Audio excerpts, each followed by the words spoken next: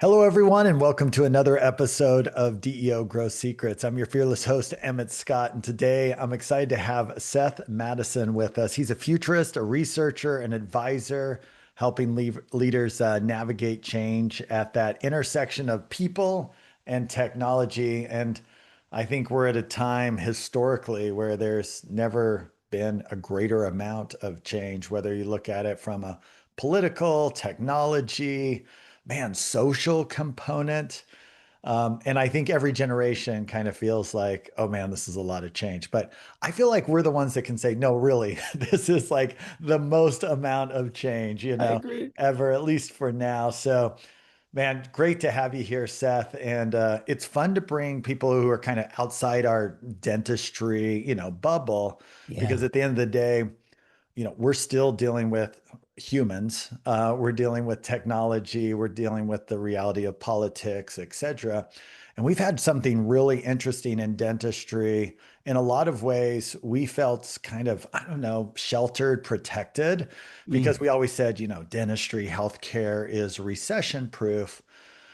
We never said it was inflation proof, though. And we figured out, being in the US during the last 5 years or so and printing a lot of money, Mm. that when Mm. you push labor costs up, but you don't push revenue up, it changes things a lot. And a little bit like oil prices going up, all of a sudden electrical cars start looking interesting. I think where dentistry, has always dabbled in technology more on the clinical side, we're now more interested in technology in all aspects. And I think on a personal level, many owners are also looking at blockchain and crypto and, just generally, there's so many moving parts. But I guess to jump into it, what are you seeing big picture generally as you talk to other leaders, of course, outside of dentistry? Yeah. What are kind of universal truths that everyone's grappling with and thinking about right now? Yeah, it's a great question. And well, first of all, thanks for letting me join you. I'm looking forward to the chat. Everything that my firm at Future Sight Labs focuses on really is about one thing. It's helping leaders in their teams prepare for the future of work. And we really intentionally used that framing as a way to sort of look around the corner, try to identify and spot big disruptive shifts happening in the world, and then study and try to understand how do the most high performing leaders and teams respond to all of that change. Future of work was really just a lens, it was a framework to think and talk about change. And I feel like I was born to do this work. And what I mean by that is I grew up on a fourth generation farm in Minnesota. So my father, my grandfather, my great grandfather, all on the property at the same time.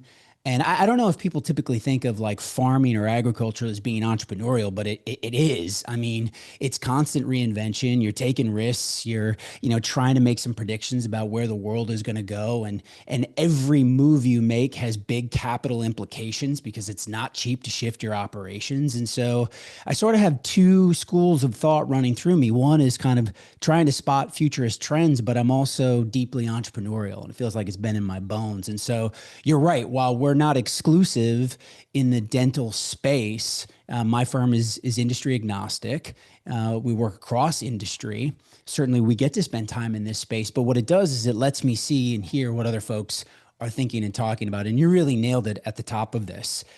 Everybody is navigating a tremendous amount of ambiguity and change. You can't go to a conference and not hear people talk about it. In fact, it's almost nauseating, to be honest. We're like, we get it. A lot of change. And one of the things I've done with the team this year was to like try to ask a different set of questions instead of thinking about what's new, what's next, how do we prepare around the corner.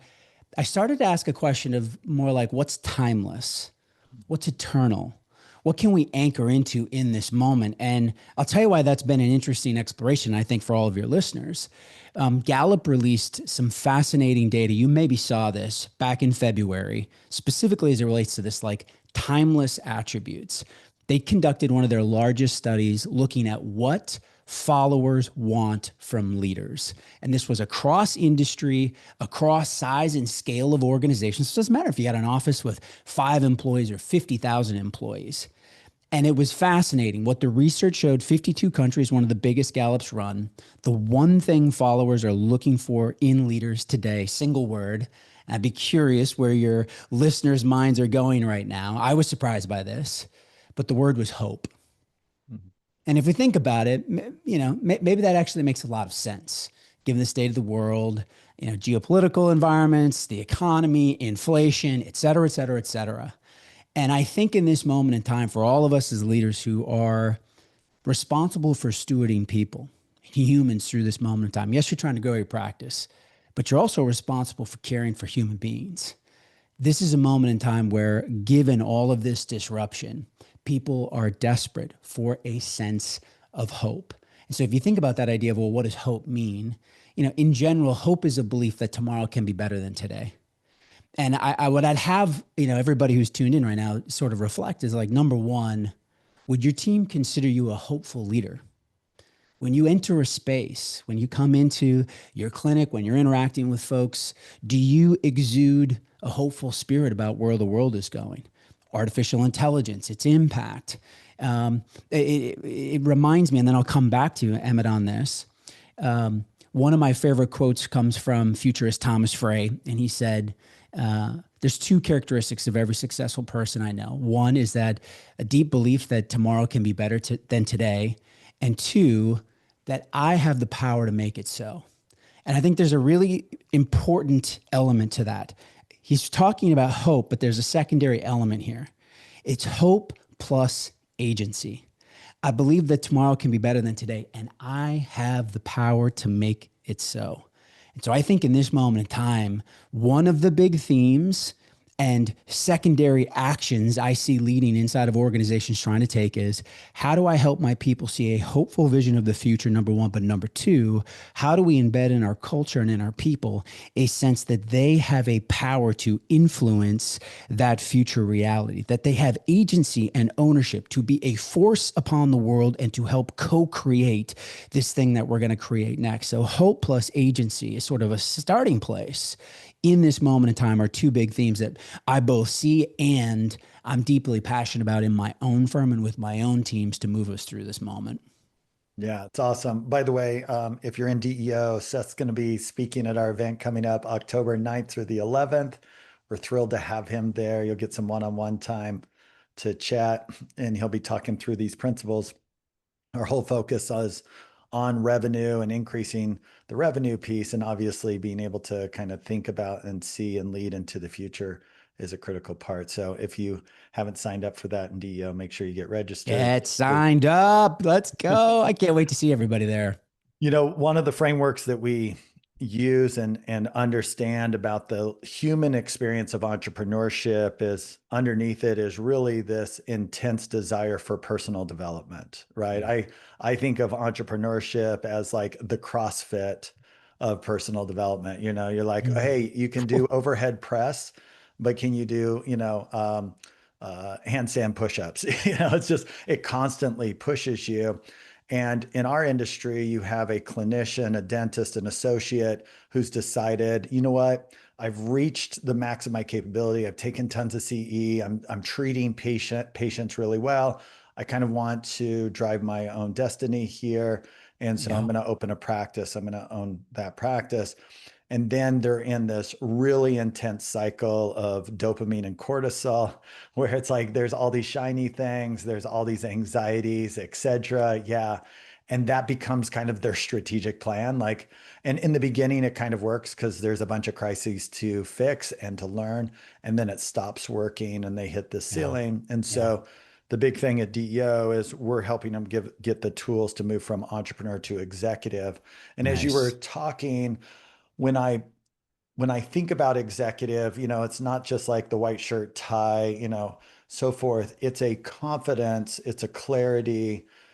As McKinsey and Bain have studied top level leaders on the business side, they have one skill set, which is they know how to prioritize and invest in the highest return on investment Mm, items. mm, And I like how that ties into the emotional leadership part you're talking about. Hope is, you know, a leader who can sit in all of the different things that are broken in their company, because if you're growing, you are broken, and you have this potential, and sit there and go, that fire can burn. That's actually not a big deal. We're going to get there. Don't worry about that. Let's just focus on this. Mm. Let's execute on it well. Let's get the return on investment. I'm not going to be the leader of like, oh, that happened on Tuesday. That ticked me off. I'm going to change everything and constantly whiplash you, but I'm just going to move forward in this methodical way. And it makes me think of Elon Musk was getting interviewed, and someone said, is it really disappointing and frustrating when you see your rockets just explode? And you're like trying to do this and then they fall over and so forth. And I was really interested in how he was going to respond to that, because I would think that would be like, these are millions of dollars, Totally. and you're like, Totally. I told you guys to check that sensor, whatever. But the way he responded was so amazing. He goes, well, we are trying to figure out how to go to Mars. Right. Like it was just Like so there's going to be basic. some rockets that blow up Yeah. en route to Mars. You might expect a few rockets to blow up. And obviously not all of us are trying to accomplish multi-planetary, species, but what we're doing does feel like we're trying to get to Mars, whatever it might be, whatever growth and, getting our practice to the next level, adding another practice, whatever it might be, it is for us the biggest challenge. And being able to sit in confidence of like, it's okay, I have some turnover here, it's okay. And then Yeah. reflecting on the self-awareness of improvement Yeah. without just totally going off the edge is just so important. So I anyway, love that. I resonate love with that you. you said self-awareness as you were sort of describing that. The word that came to mind, which has been an ongoing theme as of late with clients, is this idea of discernment. And it needs to be activated for entrepreneurs slightly different than internal executives, but that internal knowingness. And you mentioned self-awareness. So like to know yourself, to trust yourself. Like I made decisions. I got a piece of data back that like maybe makes me question, should I just throw it, like knowing what that next step is. And I do think it's where organizations like DEO and yourself, folks that have been there, that have done that, for leaders like this, to have people to lean into, right? Because trusting yourself is also knowing when you don't know, right? It's having the humility and the openness when to raise your hand and say, I need a little bit of guidance here, when to listen to yourself and when to listen to those outside voices to move through this moment in time. Because you're right. I think it's true for all entrepreneurs, but particularly in this space and particularly in this time, you can wake up and you can feel pulled in a million different directions. Should we be working on sales and marketing today? And like, should we be working on our patient experience stuff? Like, do I need to be focusing on reducing expenses? Like, and I'm all over the place. And you talked about putting out fires. As an entrepreneur and a leader, I also know there's that dopamine kick of like running around and solving everybody's problems. And like, I feel great when I do it. And at the end of the day, you're like, you ran around and put out fires and solved problems, but like, did you advance the business? And is that actually really where you're going to get the most torque and leverage, is by you in that role versus right coming up and really thinking as an architect. So I totally agree. And I love where you're going with that sense and sensibility that we need as leaders today.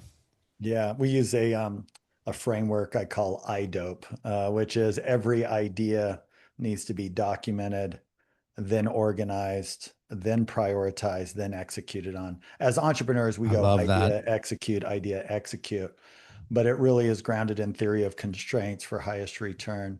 Now, along those lines, you can't do a podcast without talking about AI anymore, and the impact that this is having on leveraging workers. And to what extent is it a distraction? To what extent is it one of the most powerful tools ever? I'm Yeah. curious how you think about that, kind of using your framework of what's timeless too, and Yeah. how those Yeah. two worlds kind of come together. Yeah, it's a great question. Obviously, super top of mind. I'm thinking about it. I was just this past weekend at an event. Zach Cass opened before I went. He was obviously go-to-market lead at OpenAI when they brought ChatGPT to market, and fascinating getting to hear his take. If I were to summarize what I appreciate about Zach, is he's an optimist about the future, where it's going to go. I think his book comes out in January called The Great Renaissance. And, there's definitely things we need to be mindful of. But a combination of hearing him speak, then seeing, and I would guess you probably saw this, your listeners probably saw this, you know, MIT's report that came out, 95%, right, of AI projects not generating a positive return on investment. And I think all of that just, it's like, this is early days. Zach said it too. It's like, we are way earlier than any of us realize.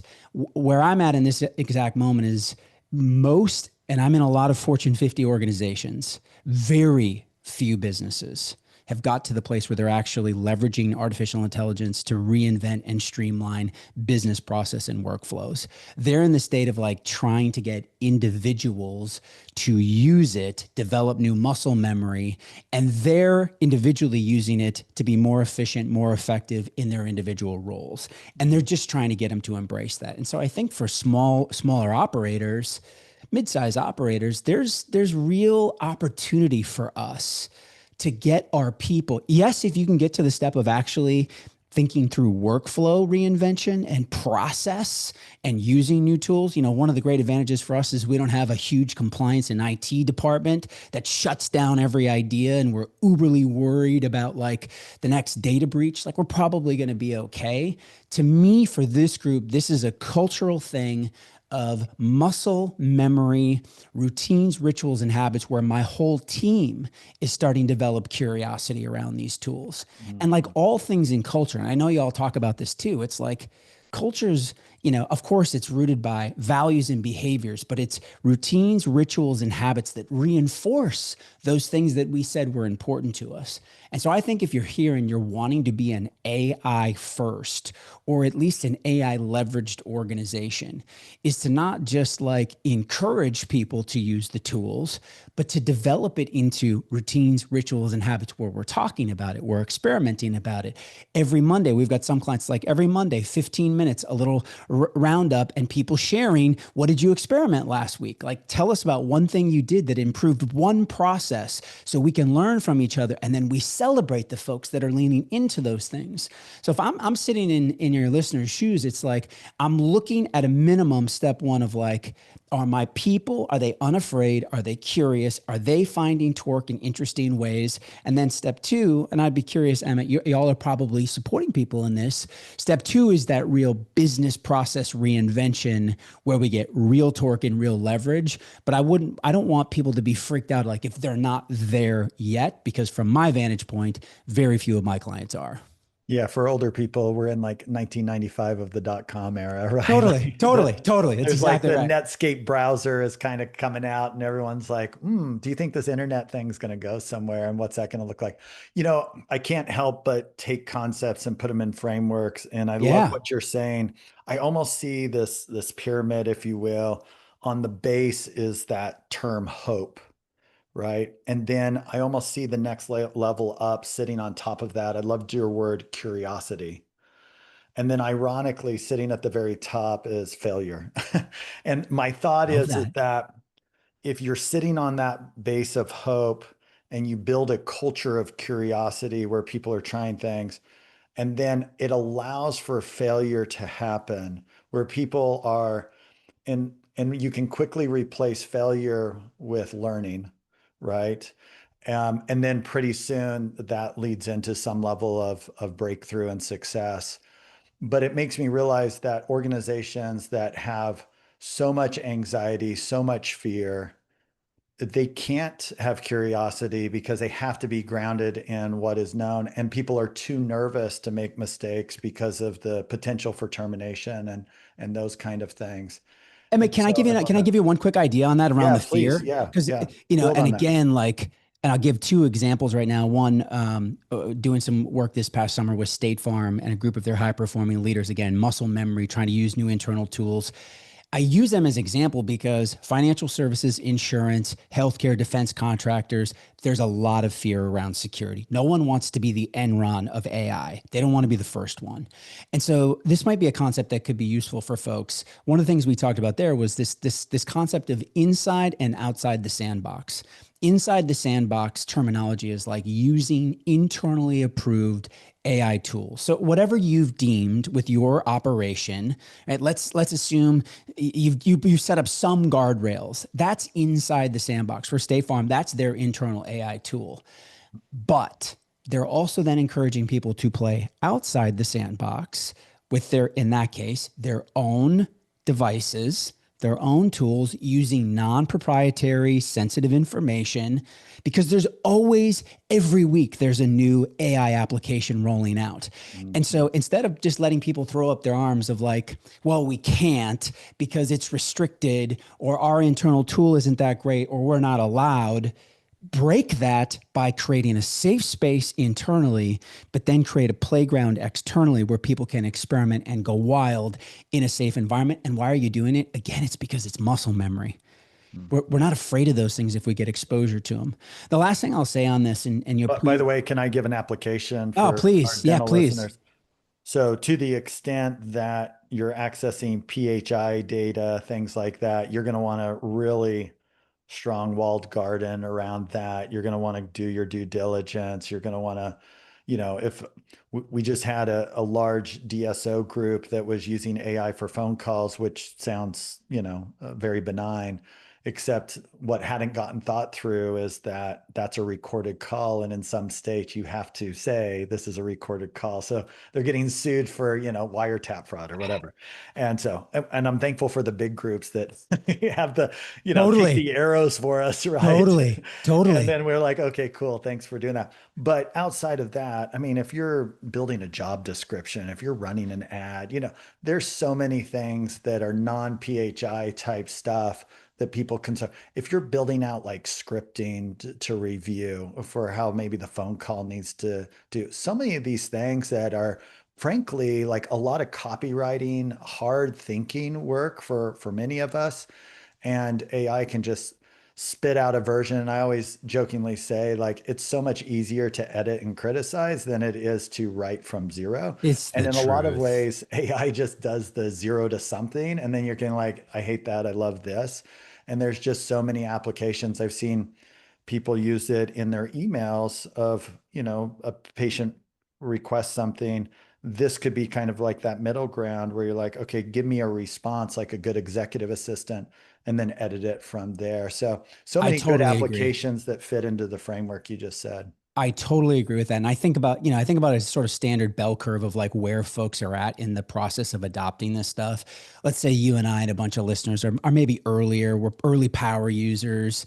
What I say to folks, and you've maybe experienced this too, that are in that camp, I think the new thing for us to be aware of is be sure you don't give away all your critical and creative thinking to the machines. And I'm not suggesting you are. I've just noticed it with myself. And I think it's a good red flag of like all of a sudden you're like, man, have you ever shipped a piece of work and it like you sent it out, what, an email, a report, whatever, and you're like, do I really actually know what went in that thing? Like there's a difference between editing and co-creating and handing over agency in the writing. And there's leaders I've worked with right now that like that hit pretty close to home Mm. because we've gone there. So don't give away that creative critical thinking in the process of leveraging these new tools too. It's always a challenge as leaders of it kind of fits in the framework of delegation versus abdication. Yes. Right. And this is like, if you think of AI as just another employee set, you just have to be careful where you're like, yeah, I've just given her power to do whatever. And you're like, you're not Nailed leading it. anymore. You're just abdicating over.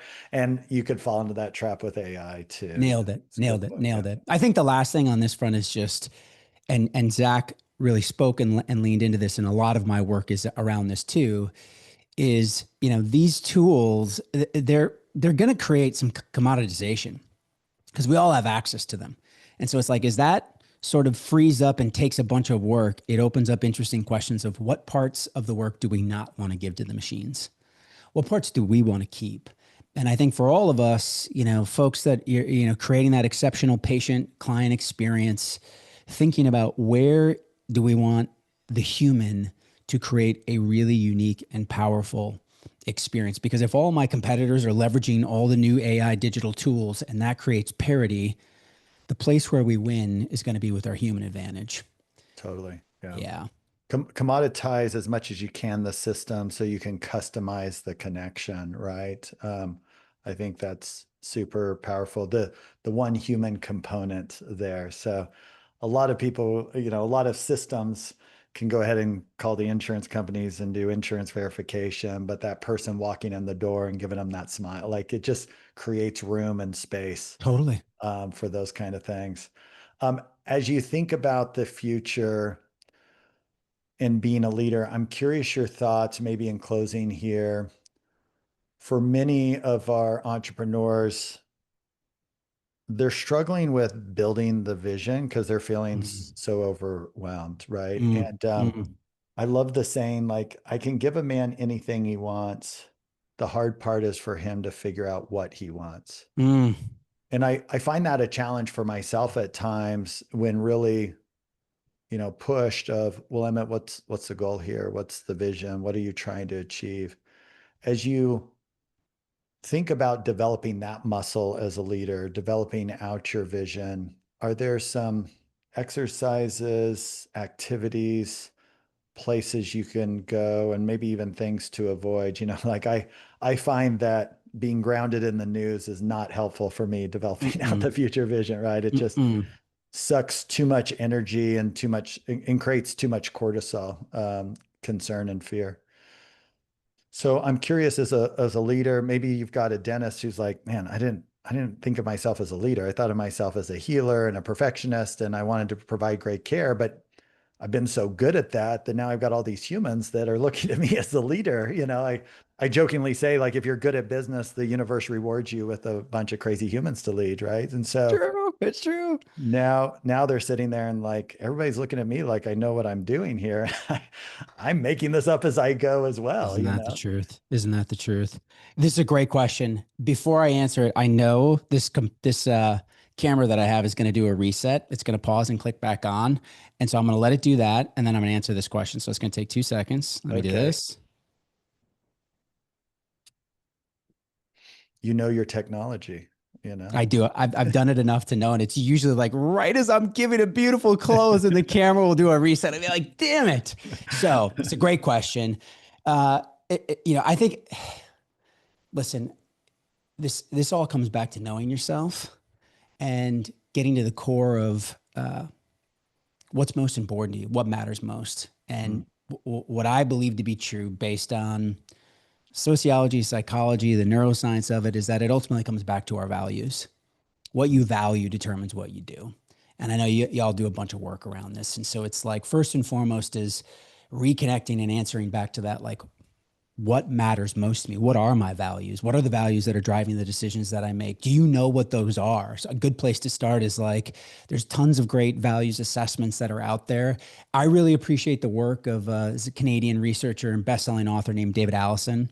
He coined the term value graphics. He's conducted over 2 million surveys around the world, essentially build one of the largest models of what we as humans value around the world. Of mm, that work, 52 core values surfaced out of the research. It's one of the ones I recommend for every leader of like, where do you start? One, understanding, knowing what my core values are. And I'm moving in the direction. When I move and make decisions in alignment with my values, you feel it in your body. That's one. Two, if I'm trying to galvanize a group of people, leadership, you've gone from practitioner to leader. What is leadership about? Leadership is ultimately about influence. I know you know that. It's like, this is about influencing outcomes, moving people in a direction. And if what we value as human beings determines what we do, then my responsibility as a leader is to understand what my people value. What are their core values? And what I mm, want to do is I want to be able to understand what I care about, cast a vision that's in alignment with it. And then I want to help people see themselves in that vision that's in alignment with what they value. And so when what you value and what I value come together towards a vision, now we have movement, now we have action. But you brought up a good point of like having the space and the capacity to do it. One of the themes I'll talk about briefly when we're together is the idea of regenerative performance and regenerative work. It draws inspiration from the theme of regenerative agriculture. I mentioned I grew up on a fourth generation farm. I saw the impacts of traditional industrial farming practices, what it does to the land. And what I mean by that specifically, and I'll close with this, is, for a long time when we didn't know better, the market essentially drove what we put in the ground. So if corn or soybeans were high, that's what you put in the ground. And you did it over and over and over again. until you've extracted every last ounce of nutrients out of that soil until the soil is barren. And the truth is, that's exactly what we've done to ourselves and to our people. We've been in this idea of like extracting performance, extracting productivity, extracting engagement. I really believe that the future of growth is human expansion, not human extraction. We have to expand people's ability to do more with less without burning out and maintaining their well being. We need to do it for them and we need to do it for ourselves. And so we'll talk about a couple of concepts of like, what would it feel like to regenerate your capacity to feel full and whole and nourished, to be able to go build that vision and then help your people find reserves with small tweaks in the way they work and connecting to their whys and their values so that the work feels meaningful, important. They understand their why, and it keeps your patients at the center of everything that you do. We get more out of our people and we grow our practices, which is what we're all trying to do. And Awesome, Seth. I'm really looking forward to the time together. Hey, thank you for being so generous on this. I mean, the principles are truly, eternal in nature and apply not only to entrepreneurship, but probably like every mom and dad out Amen. there as Amen. well, and Amen. husband, wife, and every relationship, right? That's grounded. To summarize too, I think if you ask yourself the question, maybe this combines both that hope, that vision, that servant leadership is like, who do you want to be a hero for? Right? Mm, Like, what would really make you excited if you were solving their problems? Another great Elon Musk is you're compensated for the level of problem that you're solving. And I think it creates an unselfishness when you start thinking that way and lead that way. I Seth, this love has that. been awesome. I'm so excited to be with you in Dallas and appreciate it. For those who have not signed up, get signed up. We'll see you there. If you haven't checked out DEO, go to deodentalgroup.com and set an appointment. You can learn more about us. And until next time, keep smiling.